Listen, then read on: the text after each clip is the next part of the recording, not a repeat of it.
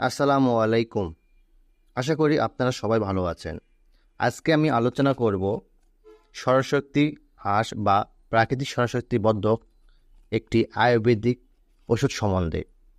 তো অবশ্যই ভিডিওটি না টেনে শেষ পর্যন্ত দেখবেন, তাহলে ভিডিওটি থেকে আপনারা অনেক কিছু শিখতে ও জানতে পারবেন। যারা আমার এই চ্যানেল বা ফেসবুক পেজে নতুন, তারা অবশ্যই আমার পাশে থাকবেন এবং পরবর্তী ভিডিওগুলি পাওয়ার জন্য সাবস্ক্রাইব এবং ফেসবুক পেজ থেকে দেখলে ফলো দিয়ে রাখবেন। তো আসুন শুরু করা যাক। এই সময় কে না চায় তার স্মৃতিশক্তি বৃদ্ধি করতে। আমরা যদি লক্ষ্য করি, আমাদের বাড়িতে অথবা প্রতিবেশী বা আত্মীয় স্বজন অনেকের মধ্যে স্মৃতিশক্তি বা ভুলে যাওয়া এই রোগটি লক্ষ্য করবেন। আমাদের অনেকের বাসায় ছোট বাচ্চারা আছে যাদের পড়ালেখা মনে রাখতে পারে না, এবং কিছু বাচ্চা আছে যে অনেক বদমেজাজি। যদি আমি আরেকটু ক্লিয়ার করে বলি যে কোন কোন রোগের জন্য আমরা এই ওষুধটি ব্যবহার করব। অনুধাবন ক্ষমতা বা স্মৃতিশক্তি হ্রাস, বয়সজনিত স্মৃতিশক্তি হ্রাস, অ্যাটেনশন ডিফিসিট ডিসঅর্ডার বা মনোযোগ ঘাটতি, ডিমেনশিয়া মানে ভুলে যাওয়া, কনভালশন বা খিঁচুনি, মৃগী, Alzheimer's disease, autistic spectrum disorder ও মাদকাসক্তায় নির্দেশিত। এখন পৃথিবীতে সবথেকে বড় একটি সমস্যা হলো ডিমেনশিয়া বা ভুলে যাওয়া। আর এই রোগের সবথেকে নিরাপদ এবং কার্যকারী ওষুধ হলো মনেরা।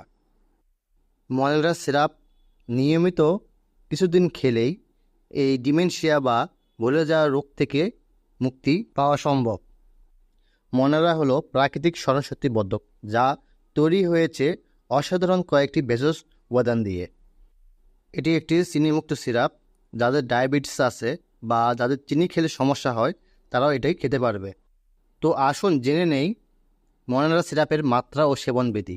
2 থেকে 5 বছর বয়সী শিশুদের ক্ষেত্রে 1 চামচ বা 5 মিলি দিনে 2 থেকে 3 বার খাওয়ার পর 3 মাস পর্যন্ত, কিংবা চিকিৎসকের পরামর্শ অনুযায়ী সেব্য।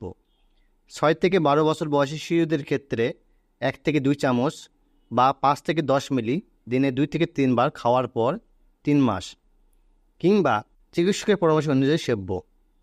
12 বছরের উপরে এবং প্রাপ্ত বয়স্কদের ক্ষেত্রে 2 থেকে 3 চামচ বা 10 থেকে 15 মিলি দিনে 2 থেকে 3 বার খাওয়ার পর 3 মাস, কিংবা চিকিৎসকের পরামর্শ অনুযায়ী সেব্য।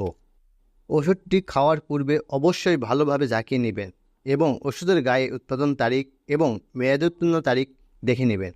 আমাদের মনে একটা প্রশ্ন সবসময় বাসা বাঁধে যে গর্ভকালীন ও স্তন্যদানকালীন সময়ে ব্যবহার করা যাবে কিনা। চিকিৎসা গবেষণা অনুযায়ী গর্ভকালীন ও স্তন্যদানকালীন সময়ে এর ব্যবহার কোনো সমস্যা সৃষ্টি করে বলে জানা যায়নি। তথাপি ব্যবহারের পূর্বে চিকিৎসকের পরামর্শ নেওয়া উচিত। মনেরা সিরাপ সম্বন্ধে যদি আরও কোনো প্রশ্ন থেকে থাকে, তাহলে আমাকে কমেন্টস করে জানাতে পারেন। আমি সেখানে উত্তর দেওয়ার চেষ্টা করব। আজকের মতো এই পর্যন্তই। আগামী পর্বে আবার দেখা হবে। সেই পর্যন্ত ভালো থাকুন, সুস্থ থাকুন। ধন্যবাদ।